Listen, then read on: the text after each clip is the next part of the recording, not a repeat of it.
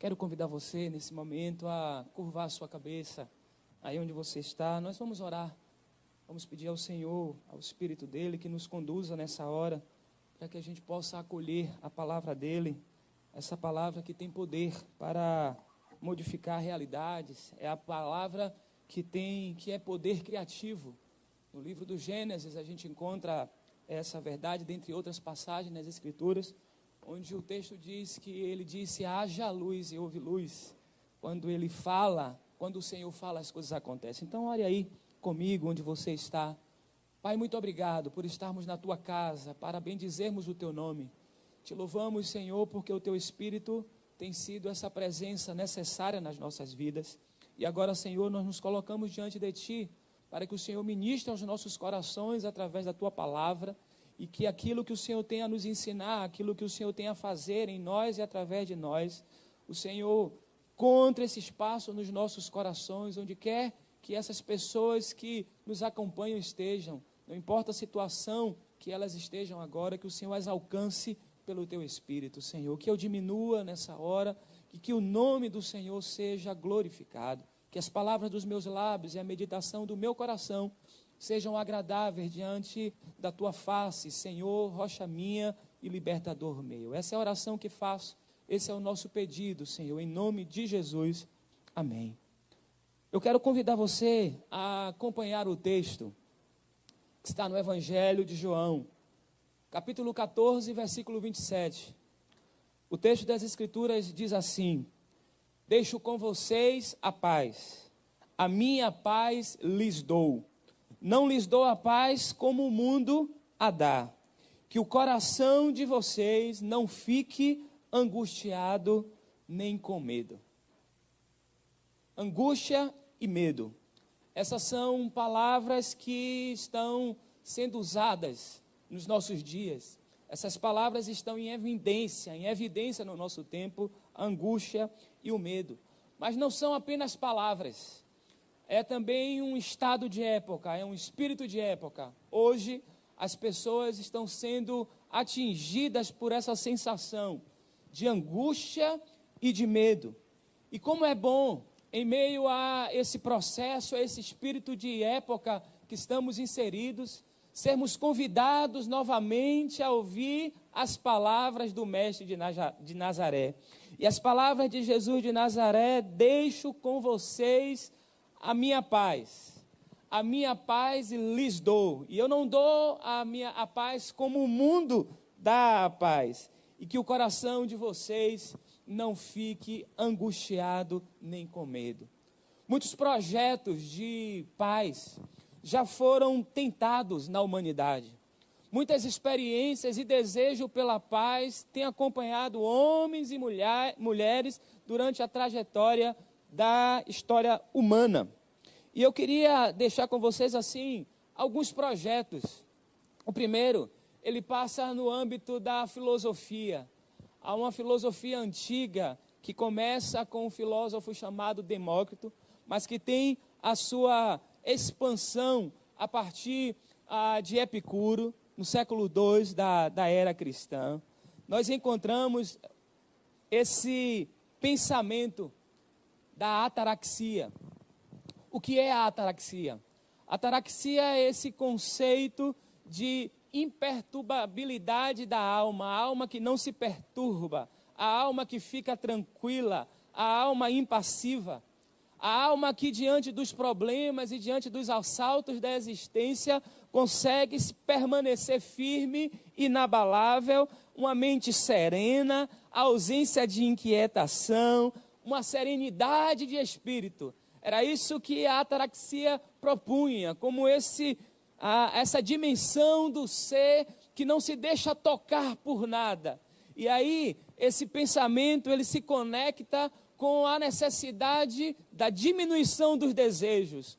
Quanto mais desejos eu tenho e não alcanço aquilo que desejo, eu fico angustiado.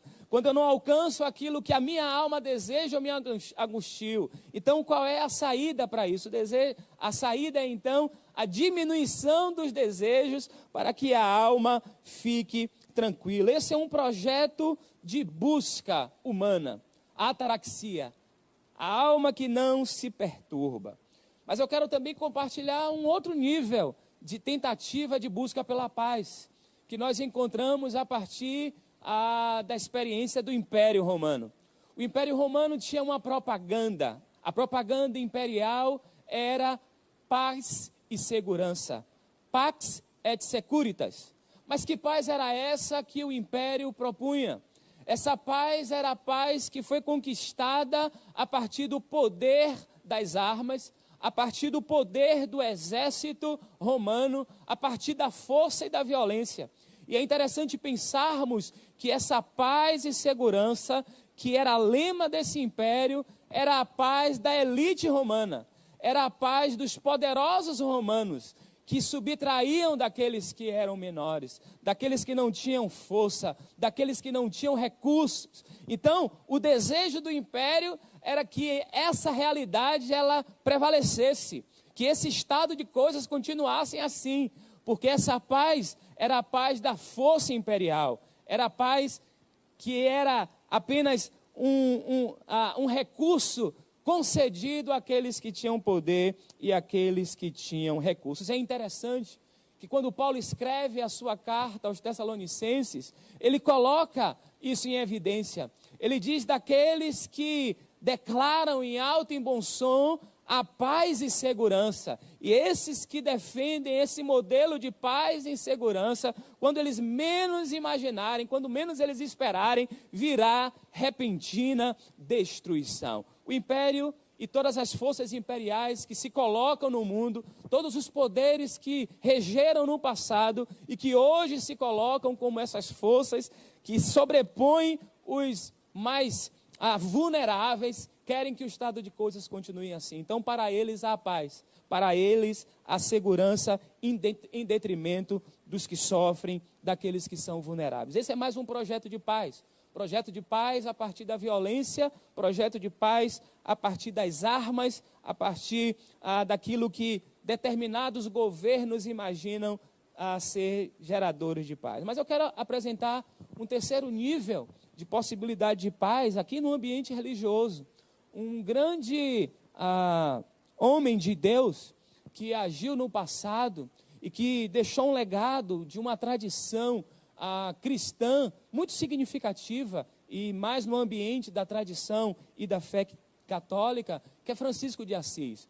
Francisco de Assis, a partir do modelo que ele encarnou da vivência do Evangelho, ele criou uma comunidade de frades, onde ele apresentava o modelo de vivência do Evangelho, que ele entendia ser aquela que o próprio Jesus de Nazaré nos colocou, nos legou. E é interessante que em uma das suas regras, para aqueles irmãos, frades que ele conduzia, orientava, ele dizia o seguinte, e eu começo antes até de citar essa fórmula, lembrando de uma saudação franciscana.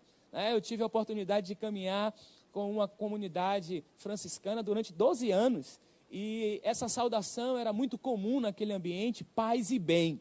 É uma saudação franciscana. E é interessante que nessa regra, quando ele fala aos seus irmãos, ele diz assim, a paz que anunciais com a boca, mas deveis tê-la em vossos corações.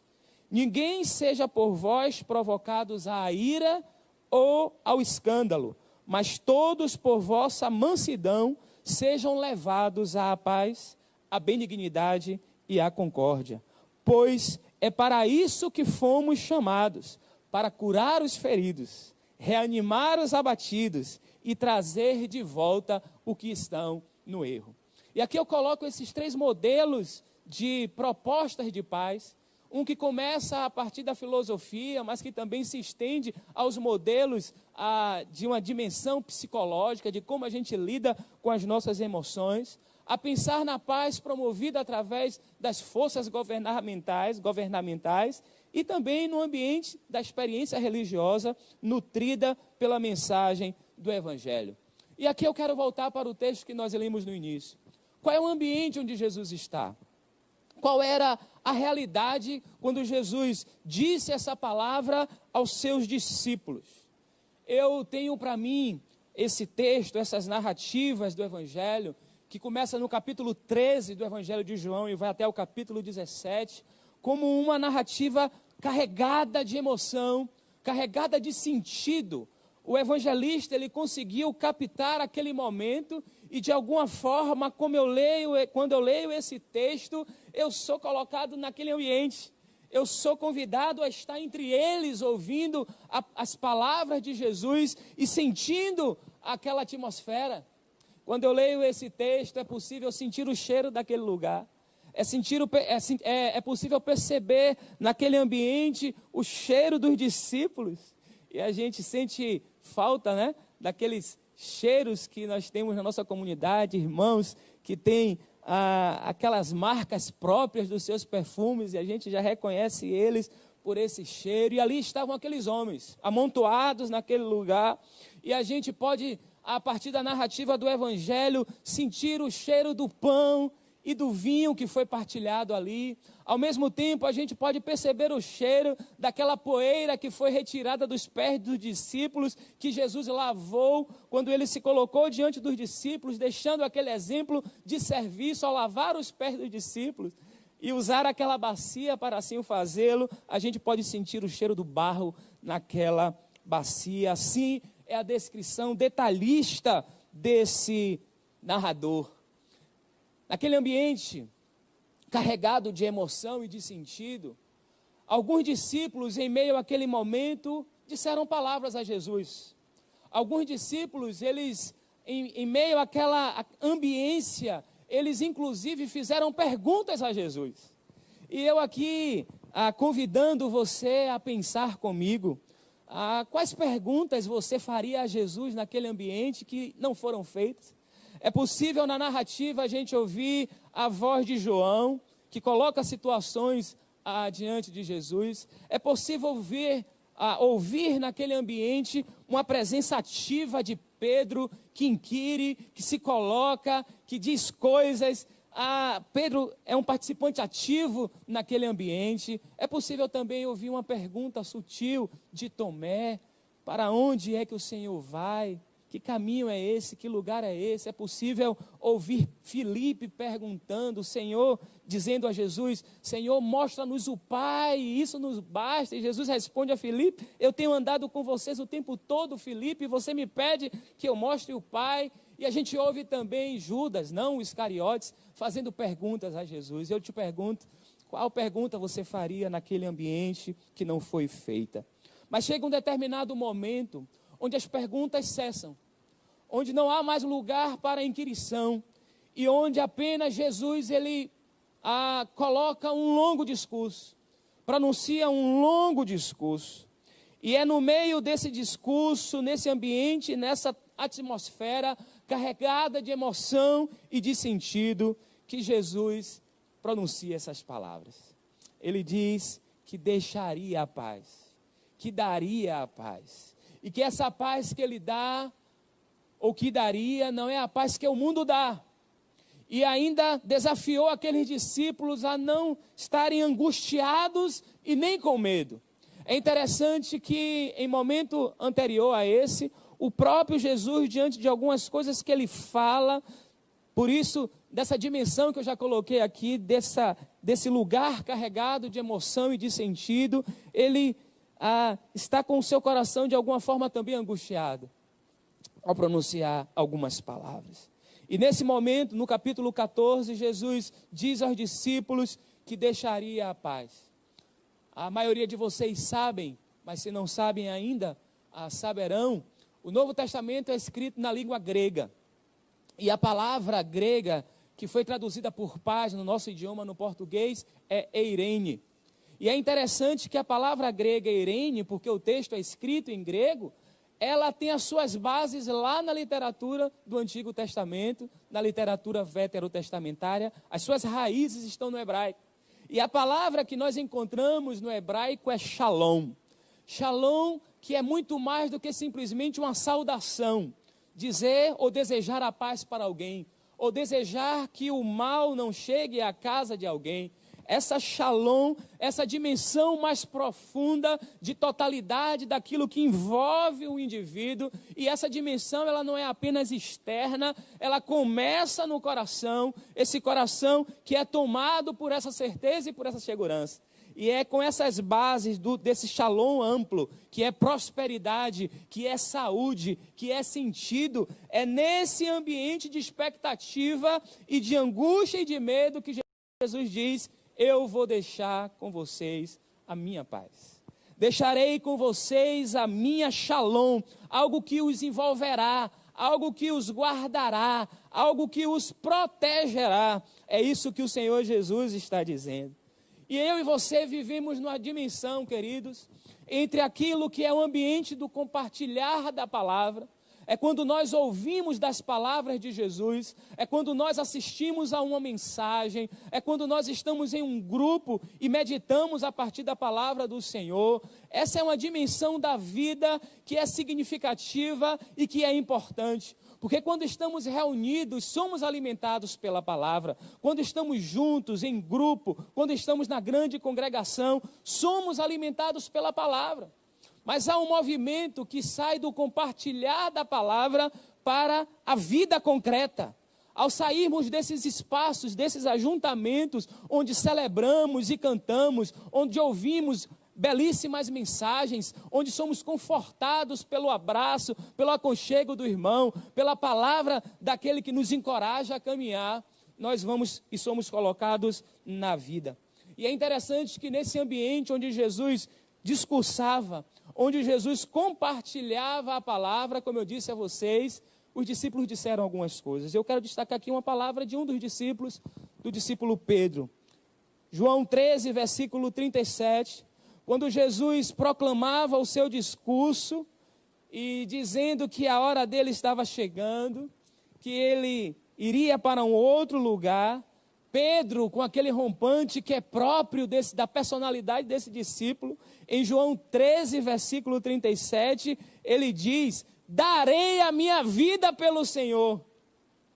Quantos de nós, quando estamos nesses ajuntamentos, né, da efusão, daquela coisa gostosa do cantar, do sermos ministrados pela palavra, muitas vezes empenhamos até emocionalmente, fazemos alguns votos, dizemos que vamos fazer algumas coisas, e assim, naqueles ambiente de arrebatamento, Pedro disse: Senhor, por você eu darei a minha vida.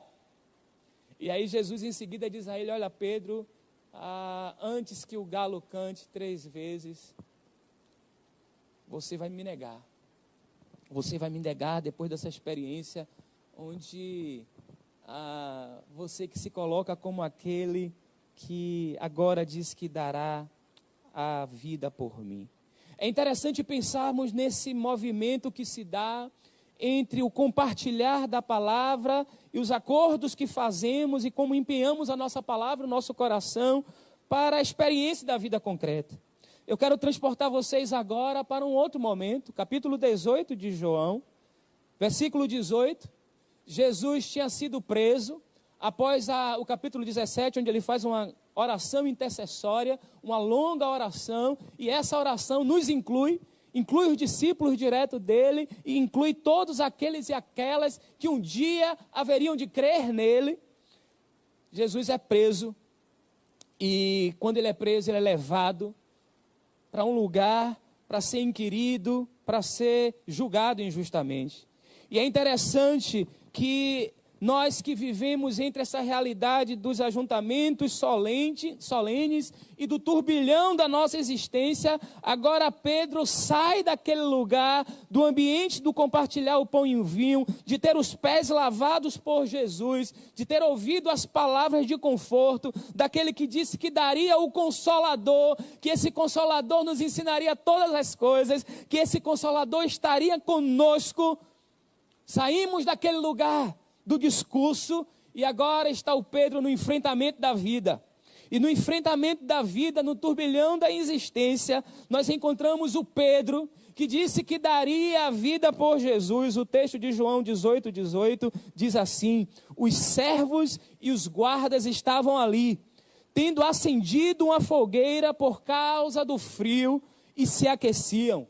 Pedro estava no meio deles, aquecendo-se também.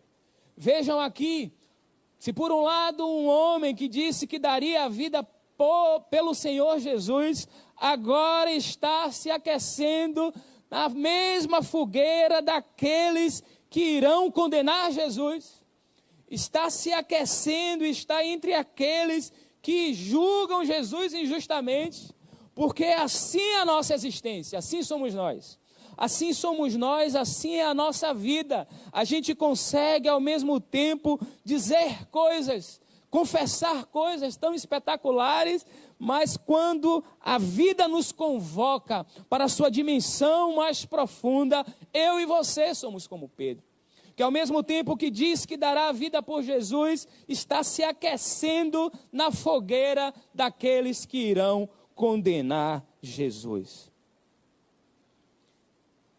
Após esse longo discurso, Jesus ele é traído, Jesus ele é preso, Jesus é condenado injustamente, mas Jesus também ressuscita. Ele é pregado na cruz de maneira injusta, ele é condenado injustamente, mas ele, como disse na sua palavra, como assegurou aos seus discípulos, ele ressuscita, bendito seja o nome do Senhor, ele ressuscita. E é interessante que, após a ressurreição de Jesus, algumas coisas acontecem. E aí eu quero convidar vocês, e a gente vai caminhando para o final dessa nossa reflexão. Porque no capítulo 20, olha, nós iniciamos no capítulo 14, agora no capítulo 20 do Evangelho de João, dos versículos 19 ao versículo 22, o cenário aqui já é outro. Não é mais daquela expectativa, daquele longo discurso, daquele ambiente cercado de emoção, de Jesus anunciando que seria morto, que seria julgado injustamente, dizendo palavras de conforto ao coração dos discípulos, mas agora já é um outro lugar. Já é aqui a dimensão do Jesus ressurreto, do Jesus que vence a morte. E o texto diz assim: ao cair da tarde daquele dia, o primeiro dia da semana, estando trancadas as portas da casa onde estavam os discípulos, com medo dos judeus, Jesus veio e se pôs no meio deles, dizendo, aleluia, que a paz esteja com vocês. E dizendo isso, lhes mostrou as mãos e o lado. Então os discípulos se alegraram ao ver o Senhor. E Jesus lhes disse outra vez, que a paz esteja com vocês. Assim como o Pai me enviou, eu também envio vocês. E havendo dito isso, soprou sobre eles e disse, recebam o Espírito Santo. Se algum de vocês perdoarem os pecados, são-lhes perdoados. Mas se os retiverem, são retidos. Vejam aqui uma outra realidade.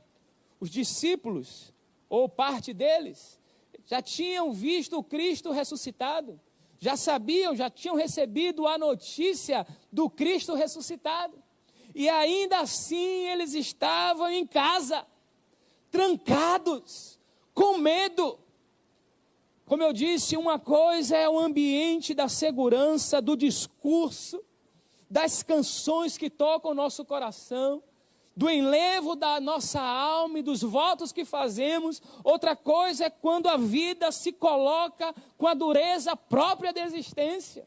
E aqui, mesmo após a ressurreição, mesmo saber que Jesus não estava mais naquela sepultura, que ele era o Cristo ressurreto, esses homens ainda estavam em casa, com as portas trancadas e com medo. Mas louvado seja o Senhor Jesus, que Ele não desiste de nós, Ele não desiste de você, Ele não desiste de mim, e Ele entra naquele lugar e novamente, agora de maneira ainda mais intensa, Ele reforça essa tese da paz. Por 2 vezes Ele diz que a paz esteja com vocês, que a paz esteja com vocês. E não apenas isso, Ele sopra sobre aqueles homens, para que eles possam receber, aleluia, o Espírito Santo.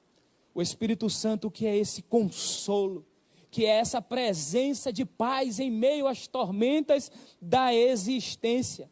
Mas é interessante que naquela reunião, além do Judas Iscariotes, que havia traído Jesus e fez as escolhas equivocadas da sua existência, não estava naquele encontro, naquela casa, Tomé, que era um dos discípulos de Jesus, e que foi um daqueles que fez perguntas a Jesus naquele ambiente onde eles estavam, que nós narramos aqui inicialmente. E Tomé não estava. E quando ele se encontra com os discípulos dizem a ele: olha, Jesus esteve entre nós. Ele esteve entre nós e ele mostrou-nos a sua mão e o seu lado, que foi marcado, que foi ferido. E aí Tomé disse: olha, eu não acredito. Eu preciso tocar. Eu preciso sentir. E aí é interessante que o texto segue mais à frente, versículo 26 ao 29. Depois de uma semana, passado 8 dias, os discípulos de Jesus estavam outra vez reunidos. E Tomé agora estava com eles.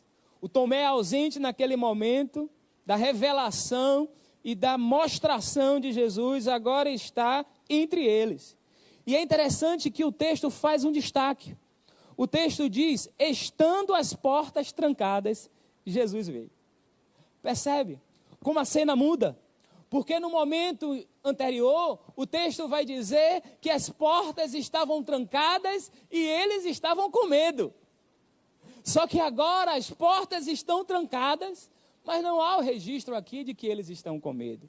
Isso aqui nos ensina esse princípio, sobretudo nesse momento que nós estamos vivendo, dos cuidados que nós precisamos ter, dos cuidados que a gente precisa ter, o zelo com a nossa saúde. A gente não pode ser irresponsável nesse momento de pandemia, mas ao mesmo tempo, quando o Cristo ressuscitado aparece, o medo vai embora.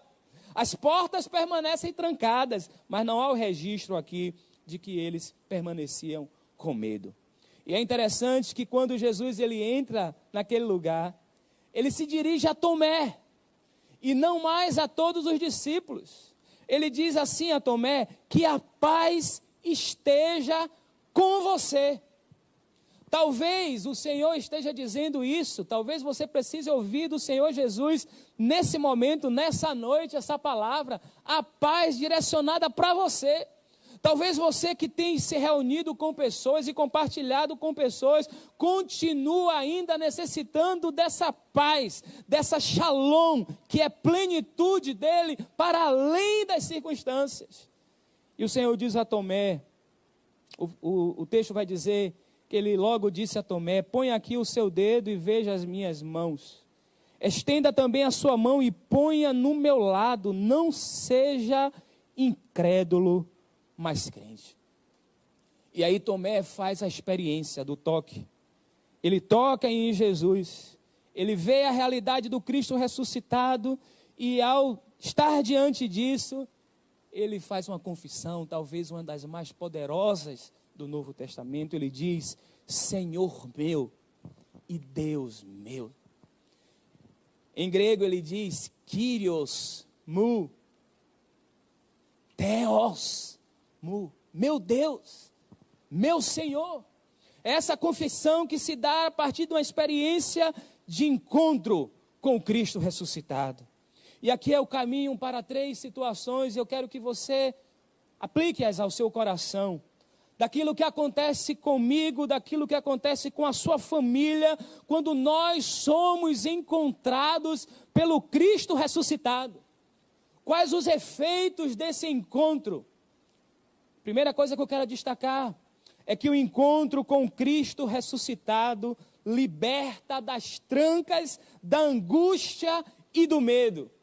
O texto nos mostra, e nós citamos aqui, que as portas da casa estavam trancadas e os discípulos estavam com medo.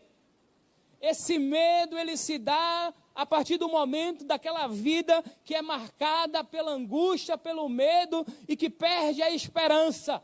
Mas quando o Cristo ressuscitado nos encontra, Ele desfaz as trancas da angústia e do medo. Louvado seja o nome do Senhor. O encontro com Cristo ressuscitado faz com que toda angústia seja dissipada, que o medo vá embora. Esse medo que nos paralisa, não o medo necessário para os cuidados, do instinto próprio da existência, das defesas que nós precisamos ter, mas esse medo que paralisa, o medo que nos congela. Em segundo lugar, o encontro com Cristo ressuscitado nos empodera para a realização da missão. É interessante que nesse momento onde Jesus aparece aos discípulos e deseja para eles e diz que a paz esteja com vocês, o Senhor diz: olha, como o Pai me enviou, eu envio vocês. Louvado seja Deus. O encontro com Cristo ressuscitado nos potencializa para a realização da missão. E a missão só pode ser realizada no poder e na força do Espírito, no poder e na força do Cristo ressuscitado. Não podemos fazer com a força do nosso braço, não podemos agir puramente com a nossa intelectualidade, mas precisamos depender do Senhor e do seu poder. E aí, quando ele encontra os discípulos, ele os empodera para realizar a missão. O Pai me enviou, eu também estou enviando a você. E é interessante a gente perceber isso, que não existe possibilidade de uma missão completa na clausura.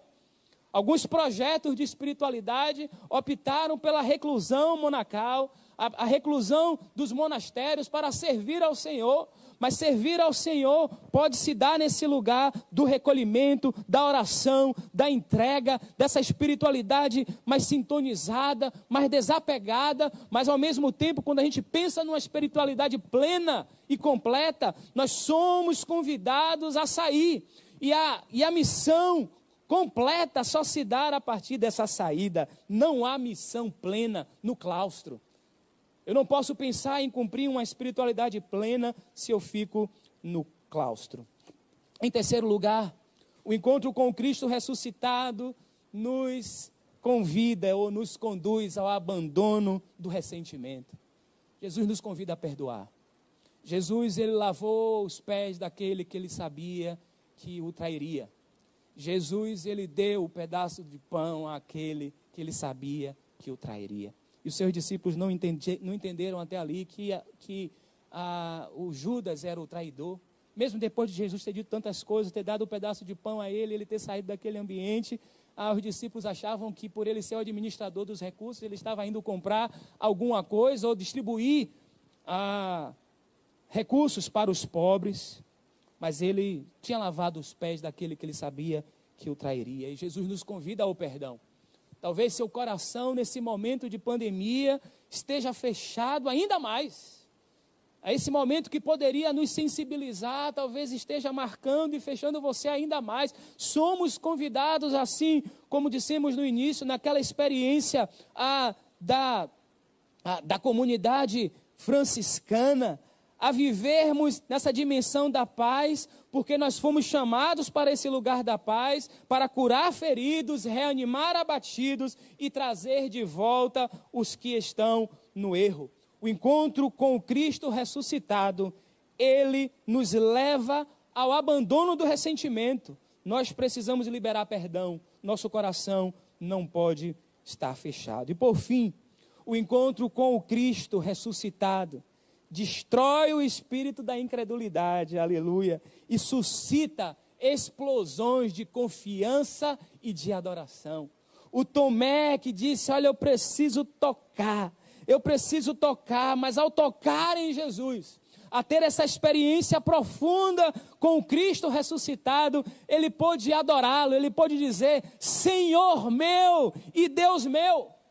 Não importa em que nível esteja a sua existência, talvez você seja um discípulo que andou com Jesus ou que anda com Jesus e que fez inclusive perguntas a Jesus como Tomé fez.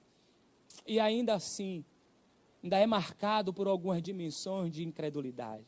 Mas até a você, até a mim, assim como fez com Tomé, Jesus fala: olha, não seja incrédulo. E Tomé, ele sai dessa dimensão de alguém que era marcado pela incredulidade e pôde declarar, e você é convidado nesse momento a fazê-lo: Senhor Deus e Deus meu. Há uma dupla dimensão da nossa existência. Quando nós estamos apenas ouvindo a palavra, quando nós estamos apenas no ambiente de celebração, cantando canções, e quando eu e você estamos no vórtice das tempestades agudas. Uma coisa é quando nós estamos na calmaria da existência, outra coisa é quando nós somos levados e somos assolados pelas tempestades mais violentas. É nesse lugar que se impõe a necessidade de sabermos que o Cristo deixou para nós essa paz. E que a gente guarde isso no nosso coração. A paz não é algo que a gente alcança, que a gente corre atrás. A paz é algo que nós aceitamos, que nós acolhemos. Jesus disse: deixo a paz, a minha paz vos dou. Por fim, concluindo, eu quero deixar com vocês um texto que está na carta de Paulo aos Filipenses, capítulo 4, versículo 7, que diz assim: a paz de Deus, que excede todo entendimento, guardará o coração e a mente de vocês em Cristo Jesus. Eu quero ler de novo. A paz de Deus, que excede todo entendimento, guardará o coração e a mente de vocês em Cristo Jesus. E aqui a gente sai daquela dimensão dos corações e das mentes que estão trancados em uma casa, com a porta cerrada por medo e por angústia. Saímos desse lugar com a paz de Cristo em nós, com a paz de Deus em nós. Saímos desse lugar das portas trancadas pelo medo. Temos agora o nosso coração e a nossa mente guardadas em Cristo Jesus. Aleluia. O desejo de Deus é que o seu coração e a sua mente estejam guardados em Cristo Jesus.